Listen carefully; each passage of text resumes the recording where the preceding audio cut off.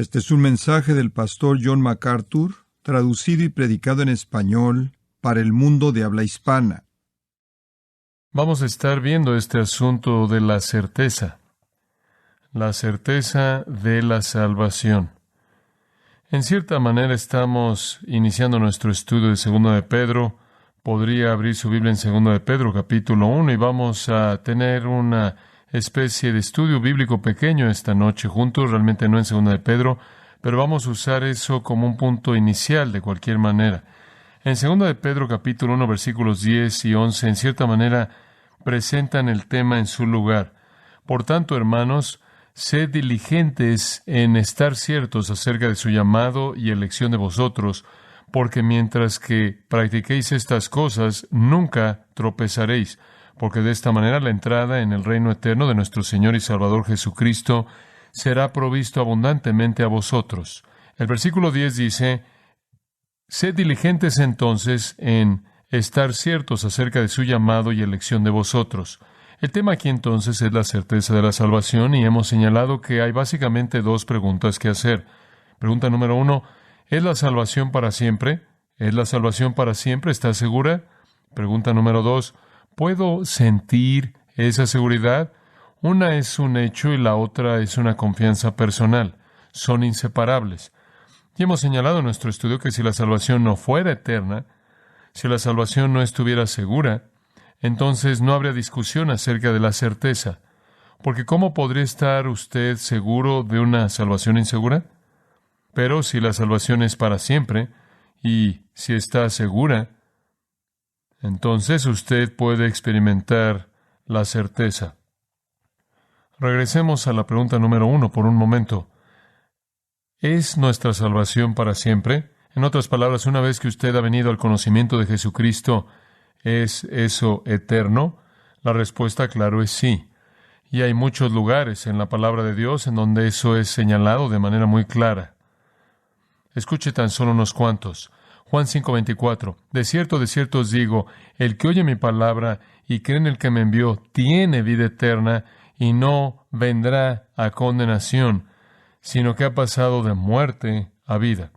Si usted cree, usted tiene vida eterna. Usted nunca vendrá al juicio, usted ha pasado de la muerte a la vida, y se dará cuenta usted de que no hay letras pequeñas. En Juan capítulo 6 y versículo 27, y estamos regresando de manera deliberada al comienzo mismo del registro del Evangelio, viendo los Evangelios mismos en el Nuevo Testamento para ver cómo esta enseñanza es básica.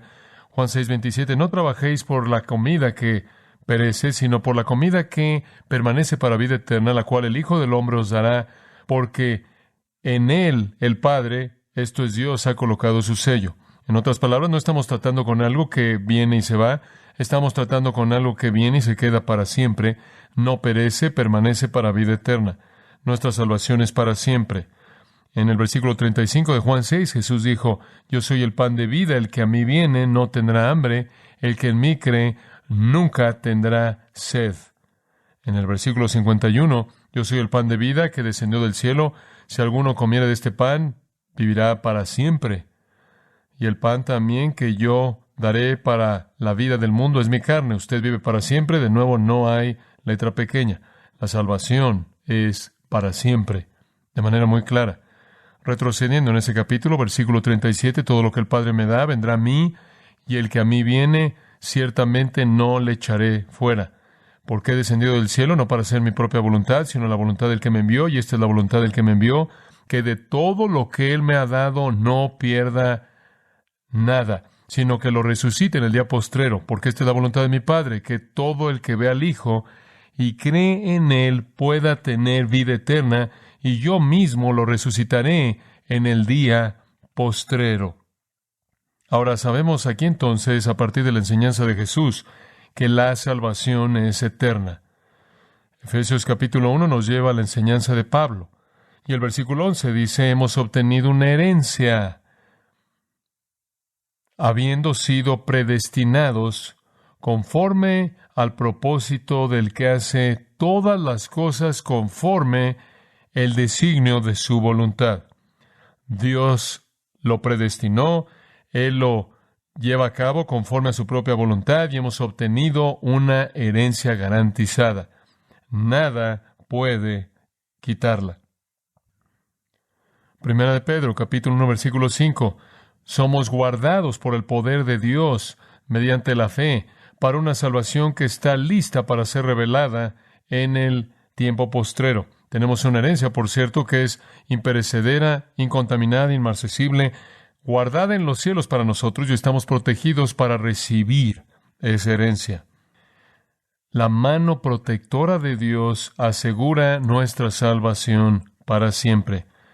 En Judas 24, otro versículo, y le estoy dando tan solo unos cuantos selectos, y aquel que es poderoso para guardaros sin caída y para presentaros delante de su gloria sin mancha con gran alegría al único Dios, nuestro Salvador, por Jesucristo nuestro Salvador, sea gloria, majestad, dominio y potestad, ahora y por todos los siglos. Amén. Él es el que puede guardarlo usted y hacer que usted esté de pie en su presencia. Él nos guarda, nos asegura, Él nos ha dado una herencia eterna, la cual recibiremos. No habrá pérdida. No hay condenación, Romanos 8:1, para los que están en Cristo Jesús. Nada puede separarnos del amor de Dios en Cristo. Nadie puede acusar a los escogidos de Dios, dice Romanos, capítulo 8. Y entonces estamos seguros en una salvación permanente y eterna. Escuche el final de 1 de Tesalonicenses 5, versículo 23. Y el Dios de paz mismo santifique por completo, y que vuestro espíritu, alma y cuerpo sean guardados irreprensibles hasta la venida de nuestro Señor Jesucristo. Dice usted, bueno, ciertamente quiero eso. Versículo 24. Fiel es el que os llama, el cual también lo hará. ¿Hará qué? Preservar su alma y cuerpo completos, irreprensibles, hasta la venida del Señor Jesucristo. Ahora, estos pasajes simplemente nos recuerdan que nuestra salvación es para siempre. Entonces, una vez que usted es salvo para siempre. La segunda pregunta y la que nos preocupa es, ¿puedo sentirme seguro? Y reconocemos que es posible estar seguro y no sentirlo.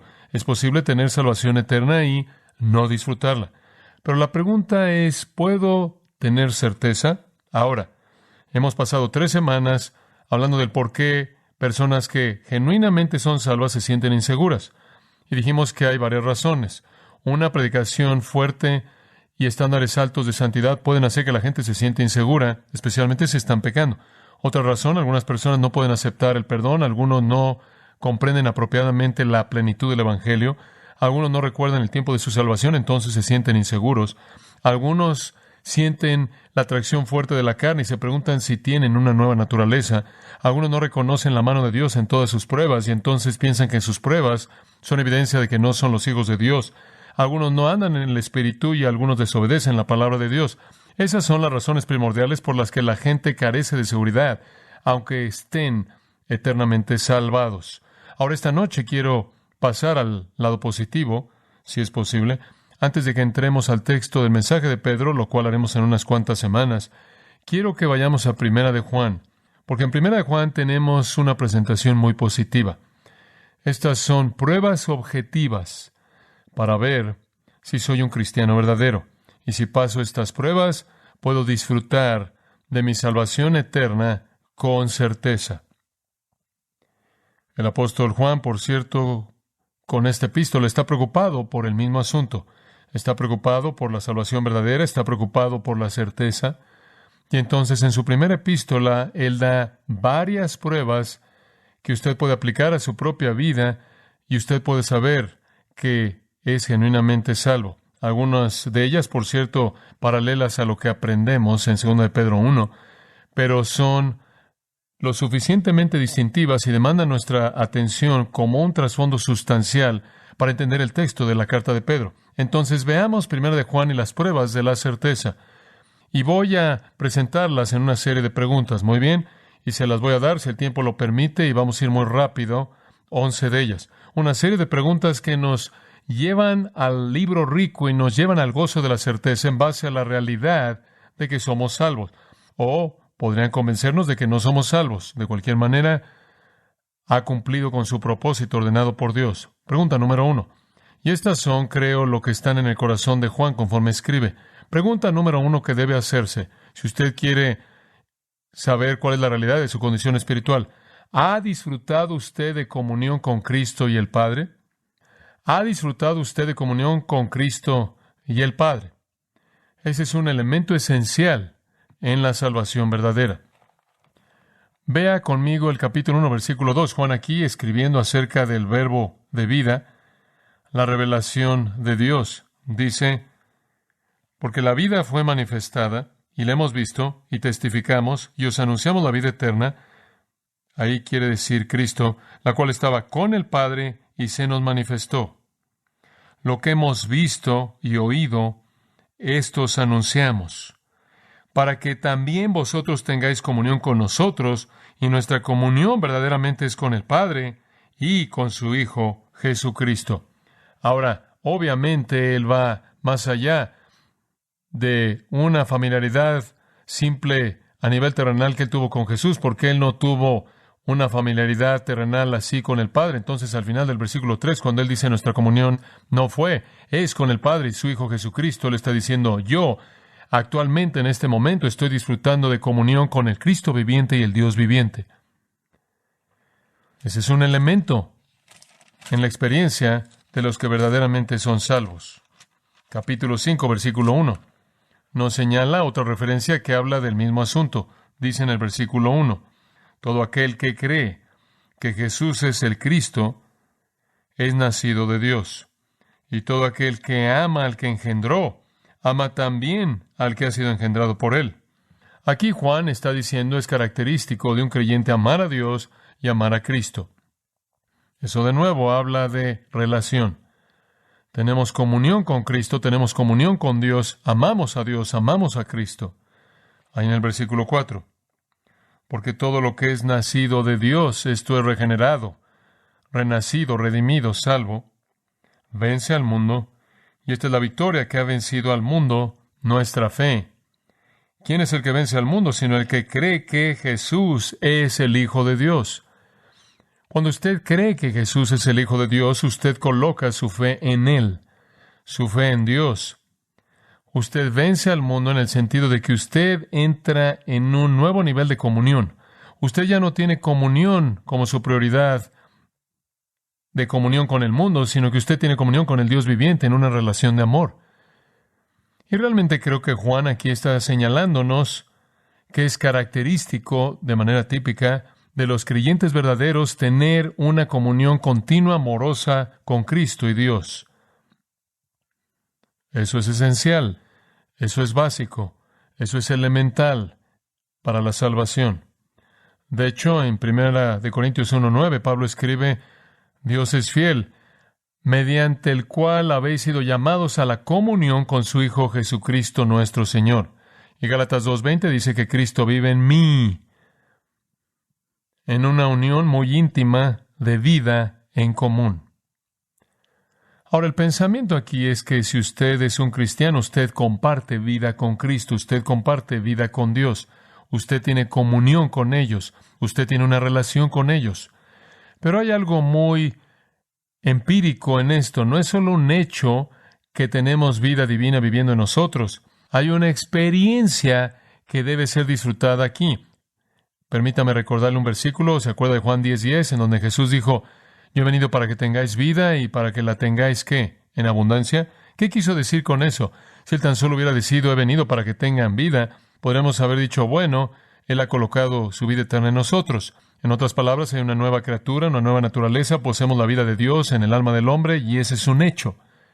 Pero cuando Él añadió, para que la tengáis en abundancia, Él comenzó a hablar de un tipo de vida superabundante, y creo que Él entró en la dimensión de la experiencia.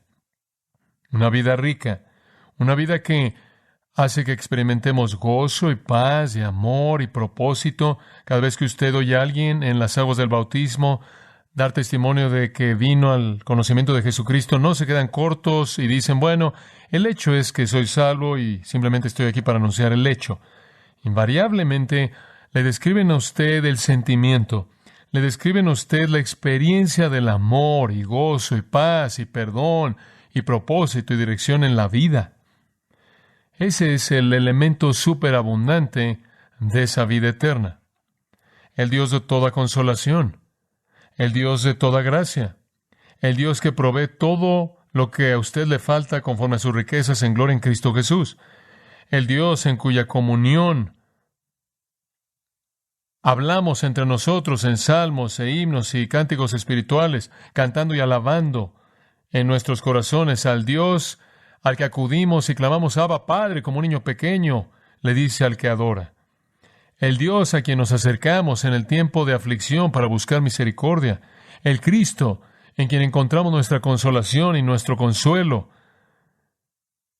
y en cuyo amor nos deleitamos. El Cristo cuya paz poseemos y disfrutamos.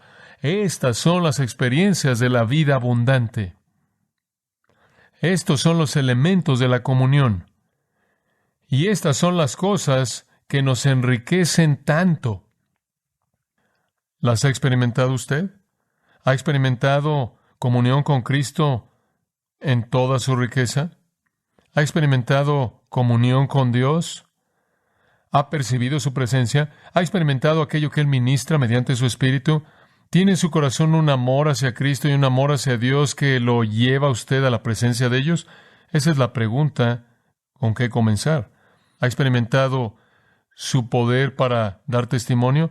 ¿Ha experimentado la comunión dulce de la oración, de rodillas, el gozo inefable de hablarle al Dios viviente? ¿Ha experimentado el sentido refrescante, casi abrumador, de la gracia que viene sobre usted cuando usted descubre alguna verdad rica, nueva en la palabra? ¿Ha experimentado la bendición de ayunar en la presencia de Dios? Esto es comunión. Si usted ha experimentado esas cosas, entonces usted tiene comunión con Cristo y usted tiene comunión con Dios. Y esa es la comunión de la salvación. Y debido a que la salvación verdadera está segura, usted puede disfrutar de su certeza. Segunda pregunta. Y creo que vamos a llegar a la mitad. Está bien. Segunda pregunta. ¿Es usted sensible al pecado? ¿Es usted sensible al pecado? Regresa al capítulo 1 por un momento. Esta es una porción muy importante de la Escritura. Versículo 5, capítulo 1, de Primera de Juan. Este es el mensaje que hemos oído de Él y os anunciamos. Dios es luz, y no hay ningunas tinieblas en Él. Ahora, el punto aquí es que el mensaje que el Señor nos ha enviado es acerca de sí mismo. El mensaje es que Dios es absolutamente sin pecado, absolutamente santo, absolutamente perfecto, no tiene mancha, no tiene pecado, no tiene ignorancia.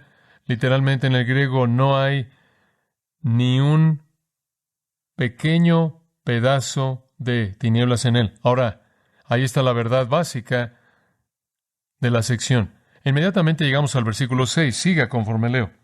Si decimos que tenemos comunión en Él y andamos en tinieblas, mentimos y no practicamos la verdad. En otras palabras, si Dios es luz, todo luz y nada más que luz, y estamos caminando en tinieblas, entonces eso no es comunión con Él.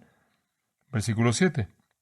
Pero, si andamos en luz, como Él está en luz, tenemos comunión unos con otros, y la sangre de Jesucristo, su Hijo, nos limpia de todo pecado. Si decimos que no tenemos pecado, nos engañamos a nosotros mismos, y la verdad no está en nosotros. Si confesamos nuestros pecados, Él es fiel y justo para perdonar nuestros pecados y limpiarnos de toda maldad. Si decimos que no hemos pecado, le hacemos al mentiroso y su palabra no está en nosotros. Ahora usted tiene aquí un contraste muy claro, y quiero que lo siga. Es una verdad básica que Dios es luz y en Él no hay ni siquiera un poquito de tinieblas. Sin embargo, hay algunas personas que dicen estar en comunión con Dios. Dicen estar en comunión con Dios. Pero su afirmación no es genuina. En el versículo 6, por favor, observe, dicen, tenemos comunión con Él. Dicen tener esa comunión con Dios. Versículo 8. También dicen no tener pecado. Si decimos que no tenemos pecado, nos engañamos a nosotros mismos y la verdad no está en nosotros. Hay algunas personas que dicen que no tienen pecado. Después, versículo 10, esto es increíble. Dicen que nunca han pecado. Si decimos que no hemos pecado, le hacemos a Él mentiroso, y su palabra no está en nosotros. Entonces, aquí hay algunas personas que dicen, sí, conocemos a Dios, tenemos comunión con Dios, caminamos con Dios, pero la verdad es que caminan en pecado. Y de manera abierta, ¿qué? Lo niegan. Hay muchas personas que piensan que están caminando en la luz cuando están caminando en las tinieblas. Y caminar en las tinieblas, decir que no tienen pecado o no haber pecado en absoluto, es característico de una persona no regenerada, incrédula, no estar consciente de la condición de pecado que hay en su vida. Eso es lo que es el punto de Juan. El hombre en el versículo 6 no está confesando pecado porque no cree que es necesario.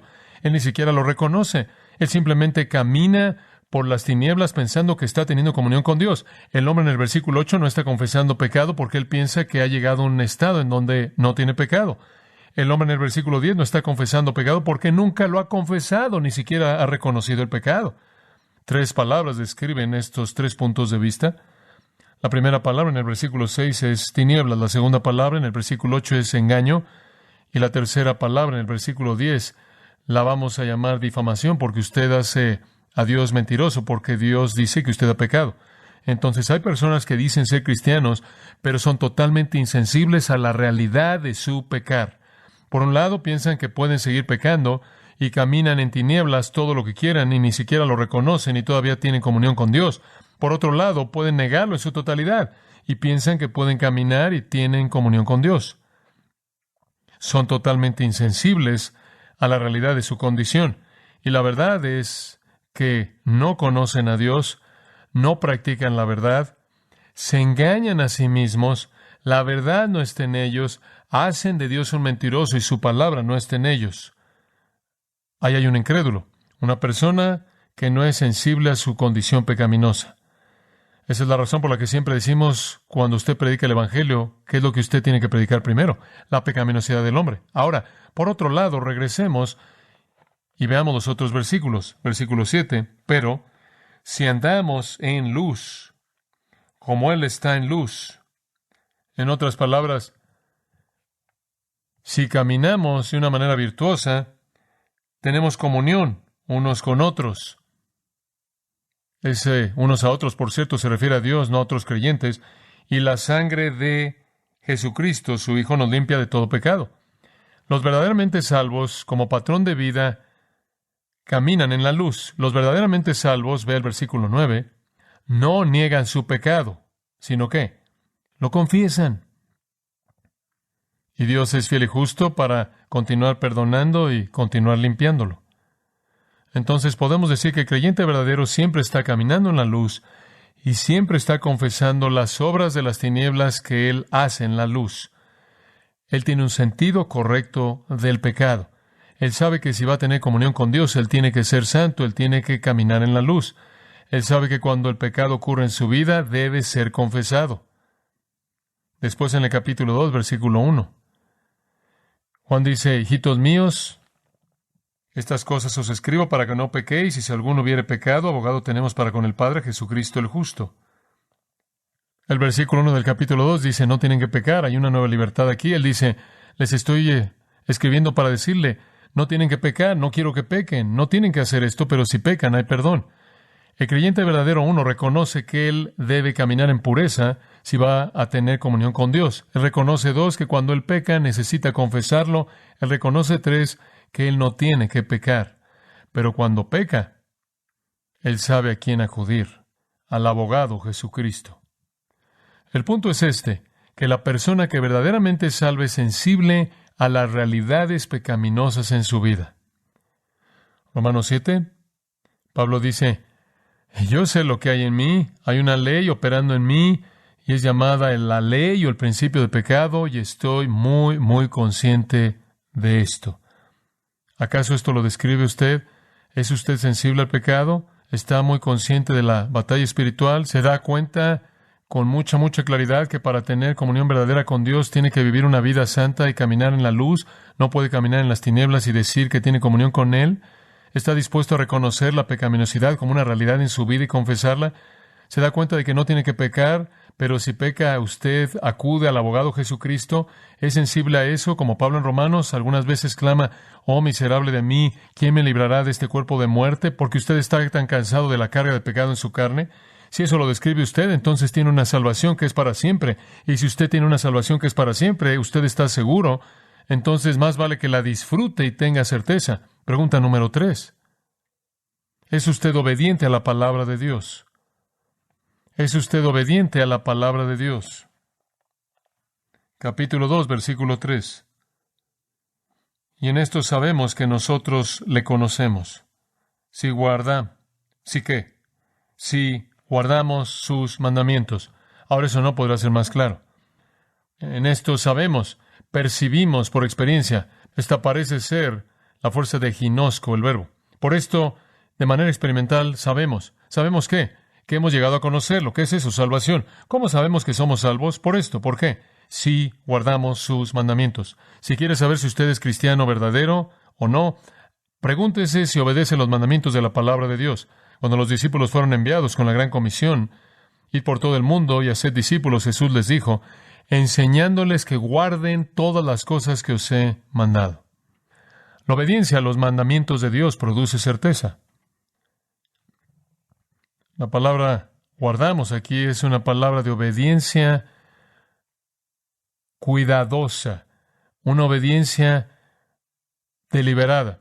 Involucra no solo el acto de obediencia, sino lo que me gusta llamar el espíritu de obediencia, la disposición, la protección habitual de la palabra, no en letra, sino en espíritu.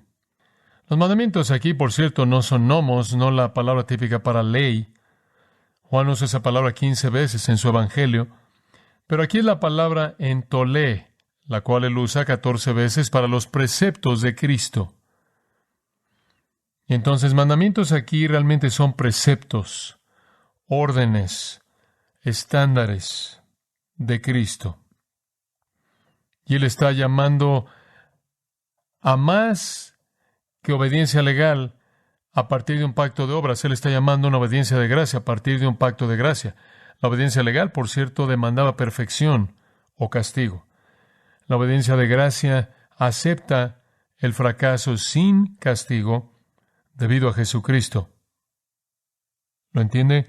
Entonces es esa obediencia de gracia que Él está llamando a practicar. ¿Quiere saber usted si es cristiano? Vea su vida. Usted protege, guarda los mandamientos de tal manera que usted los pueda obedecer. Sigue el versículo 4. El que dice, yo le conozco, es una afirmación. Así lo dices, ¿verdad? Pero el que dice eso, yo he llegado a conocerle, y no guarda sus mandamientos, el tal es mentiroso, y la verdad no está en él. Es una afirmación falsa. Es una afirmación falsa. Versículo 5. Pero el que guarda su palabra, en este verdaderamente el amor de Dios se ha perfeccionado. Por esto sabemos que estamos en Él. ¿Por qué? Al guardar su palabra. De nuevo, obediencia habitual. Significa que el amor de Dios se ha movido en Él y lo ha llevado hacia la obediencia. ¿Cómo puede identificar usted a un cristiano verdadero? No por sentimientos místicos, sino por obediencia. Si usted desea obedecer la palabra de Dios, si cuando usted la lee es el anhelo de su corazón hacerla, y si su deseo no es solo un deseo legal, motivado por el temor, sino un deseo amoroso debido a Cristo, y si usted ve ese deseo mostrándose en un patrón de obediencia, no perfección, sino un patrón de obediencia, entonces usted es salvo. Y si usted es salvo para siempre, y usted tiene una salvación eterna segura, más vale que la disfrute. Una cuarta pregunta. Hágase esta pregunta. ¿Rechaza usted al mundo? ¿Rechaza usted al mundo? El sistema. Capítulo 2, versículo 15. No améis al mundo, ni las cosas que están en el mundo. Si alguno ama al mundo, el amor del Padre no está en él.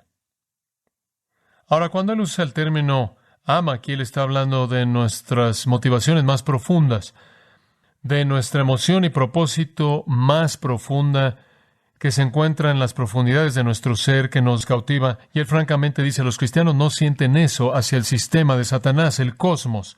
Es imposible para un cristiano amar el sistema de Satanás. Es tan imposible como es para la luz habitar con las tinieblas. Es imposible que el amor de Dios coexista con el amor por el mundo. Ahora, hablamos del mundo, estamos hablando de toda su maldad, todas las cosas que están en él. Regrese al versículo 13. Os escribo a vosotros, padres, porque conocéis al que es desde el principio. Os escribo a vosotros, jóvenes, porque habéis vencido al maligno. Os escribo a vosotros, hijitos, porque habéis conocido al Padre. Os he escrito a vosotros, padres, porque habéis conocido al que es desde el principio. Os he escrito a vosotros, jóvenes, porque sois fuertes y la palabra de Dios permanece en vosotros y habéis vencido al maligno. 2 veces ahí se refiere al maligno. El maligno ha diseñado un sistema que la Biblia llama el mundo, el cosmos, el orden, el sistema de Satanás. ¿Incluye religión falsa? ¿Incluye crimen? ¿Incluye filosofías impías?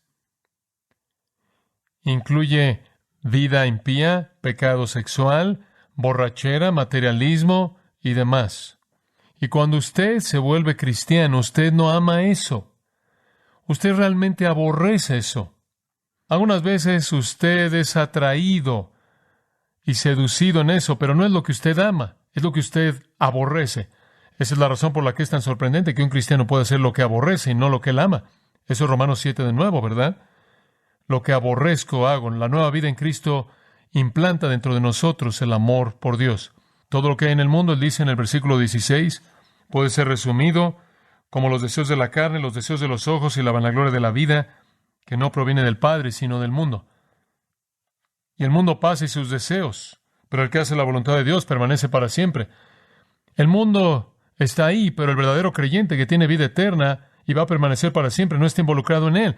Él puede verse atraído de vez en cuando, pero su amor es hacia Dios. ¿Rechaza usted el mundo? ¿Lo rechaza? ¿Rechaza sus religiones falsas, sus crímenes, sus filosofías impías, su vida impía, su pecado sexual, su borrachera, su materialismo, todas sus ideologías falsas y condenadoras? ¿Rechaza usted todas esas cosas? ¿Llama usted a Dios? ¿Llama a su verdad? ¿Llama a su reino? ¿Llama a lo que Él representa? Usted no hace eso normalmente. Usted no hace eso naturalmente. Naturalmente los hombres aman las tinieblas y siguen a su padre, el diablo.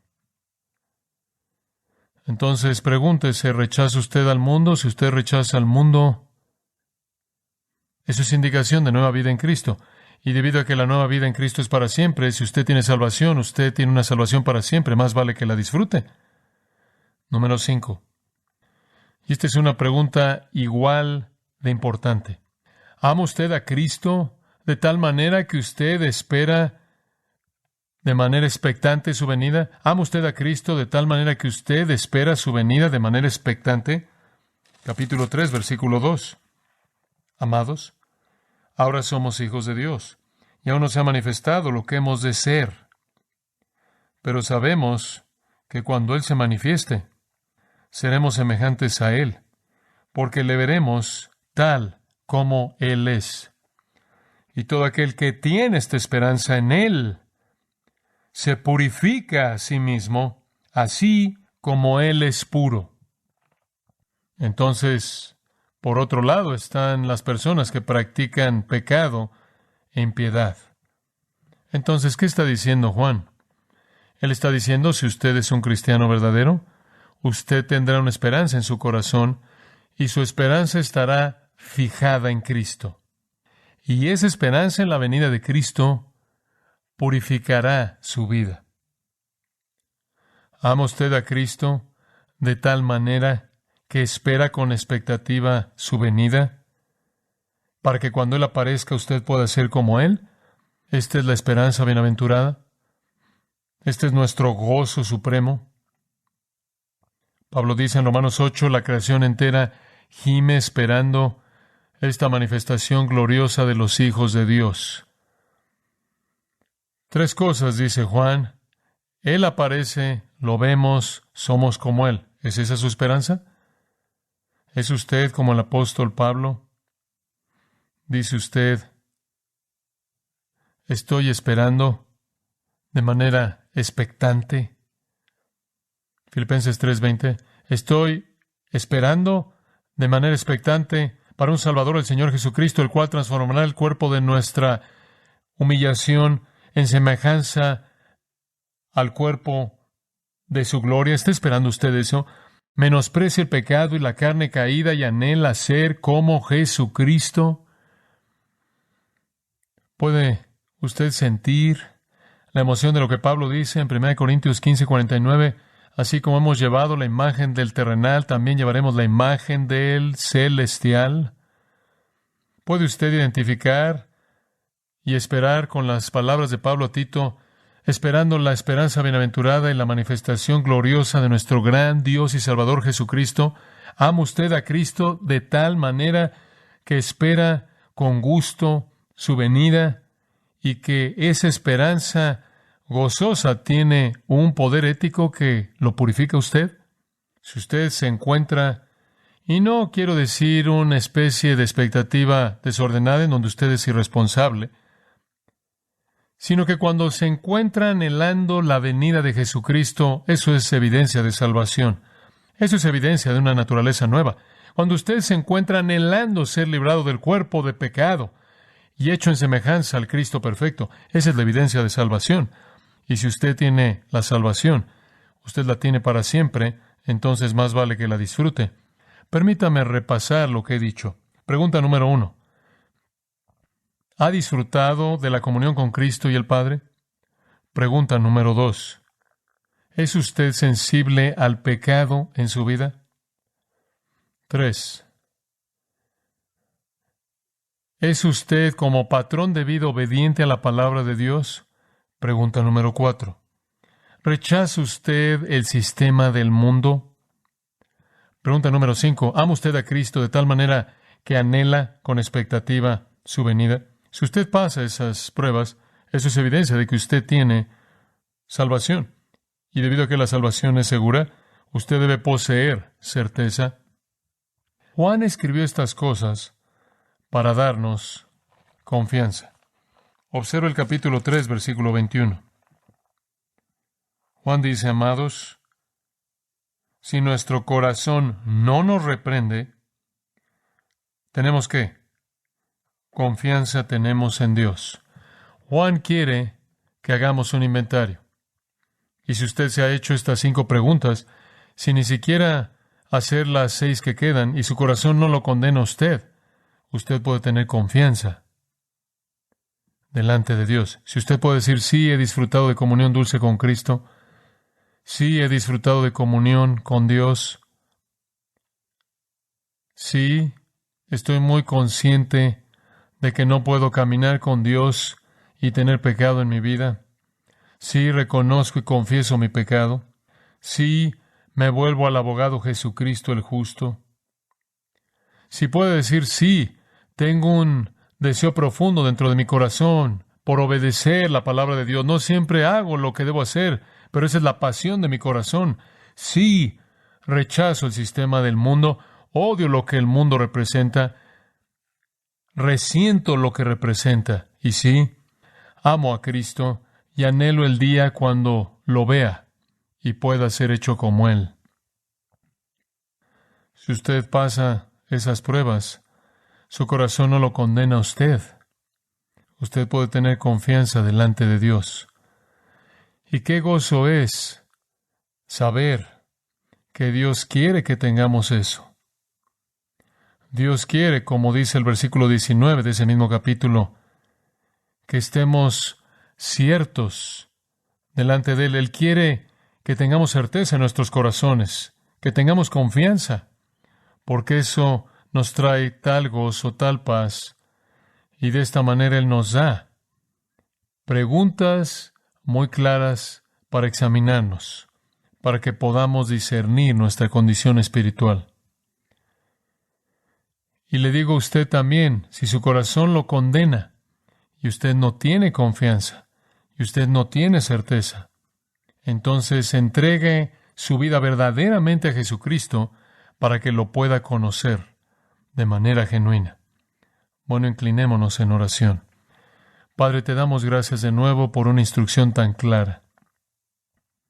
Continuamos, Señor, siendo expuestos a la palabra que es tan clara, para que podamos conocer nuestra condición espiritual. Señor, nunca querríamos que hubiera alguna duda al respecto y asumiríamos que tú lo presentas de manera clara. Gracias por la instrucción que da confianza a los salvos y da temor a los no salvos. Que nosotros que verdaderamente somos salvos, que pasamos la prueba, nos podemos regocijar y aquellos que fallan la prueba puedan arrepentirse y abrazar al Salvador. Oramos en su nombre. Amén. Usted ha escuchado a John MacArthur, maestro bíblico de gracia a vosotros.